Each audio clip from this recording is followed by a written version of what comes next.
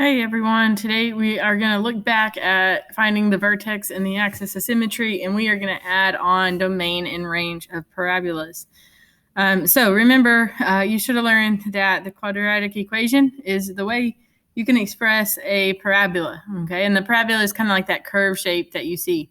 You also had talked about whether it's like a minimum or a maximum concerning your vertex and how it opens, okay? So if you look at the picture, here you see that it opens upward. That is definitely a minimum vertex, okay, if it opens upward. It does point out where like the axis of symmetry is. And then if it opens down, looks like it's going down a little, that would be a max or a maximum value here. So the axis of symmetry kind of cuts your parabola in half. It is usually shown with a dashed line. If you're asked to graph your own, then you're going to graph it with a dashed line. Okay, but it is the x value of your vertex. So if you notice, it says it right here.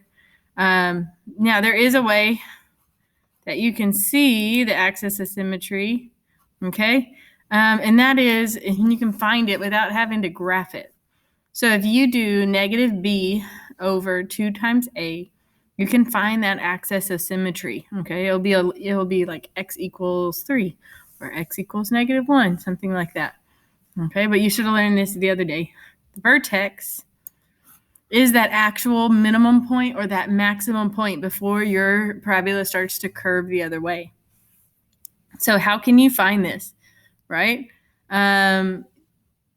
You can find this coordinate by looking at a graph. You can do it that way.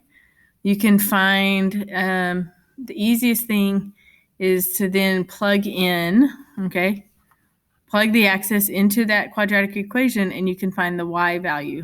This is what we should have done the other day, right? You can plug in that x from the axis of symmetry back in to find it. Now, if you want to easily see if you have a minimum or a maximum before you do anything, all you have to do is look at that a value, okay, of your equation. And if you don't remember what the equation is, it's right up here. A would be right in front of your x squared.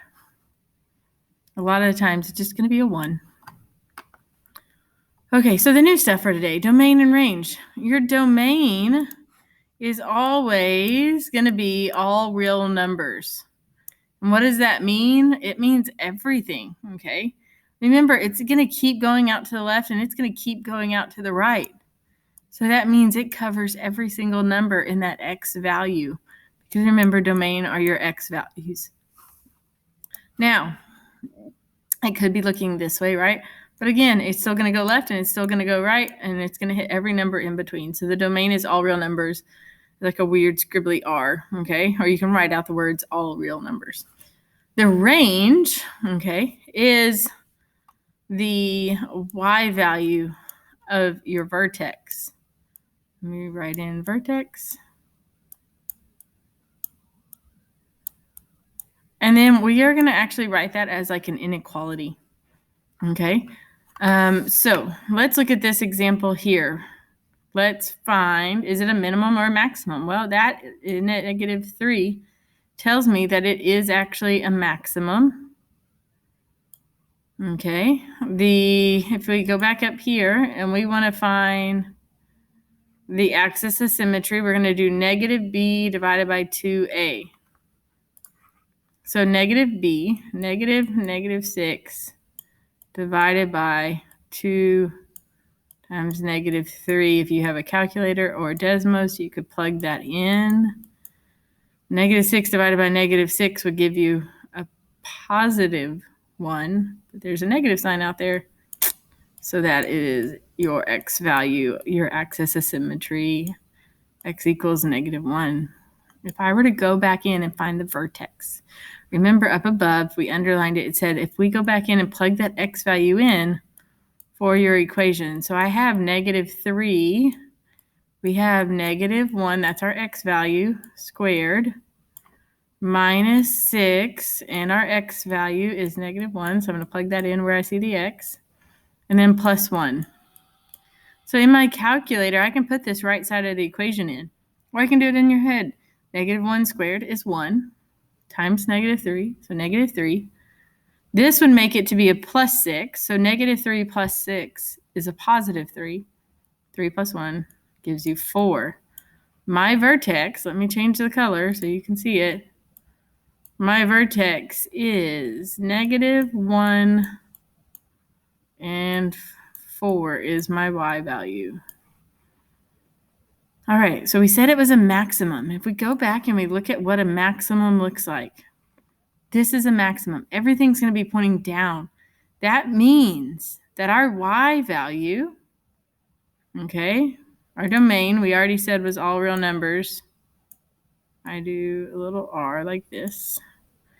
Our range, if it looks like this and our vertex is right here at the y value of 4, then it's everything less than or equal to 4. Because remember, y is our range, our y values, okay?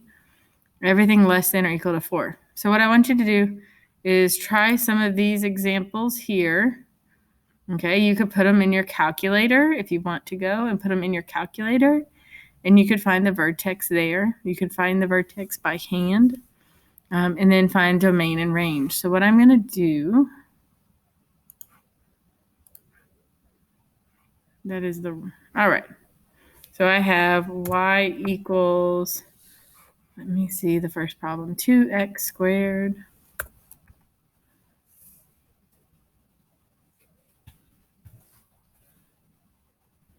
and it said minus 8x plus 6, minus 8x plus 6. All right, so I can see that it is a minimum.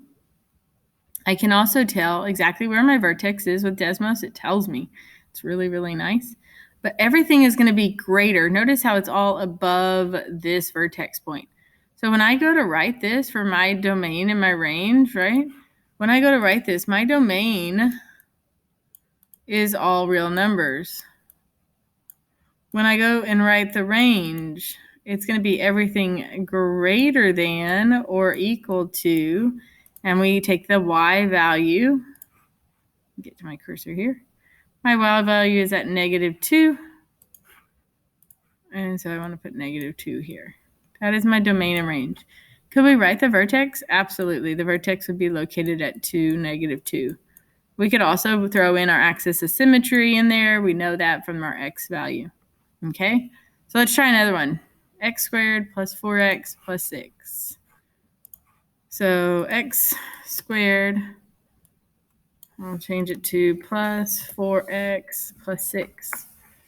If you notice, our vertex jumped over here. Our y value is at 2. Everything above 2 would be our domain. So it'd be y is greater than or equal to 2. For our domain, for our range, apologize, that's our range. Our domain is, again, all real numbers. It's going to keep going to the right. It's going to keep going to the left. And let's see if we can do a different one. So negative 3x squared. Let's put in negative 3x squared minus 12x and plus 3. Let me change that to a 3. All right, so it's our third problem. I've got to move my graph a little. Okay, because I can't see it on what they have given me so far. Now I can keep moving it, or you can just zoom out a little.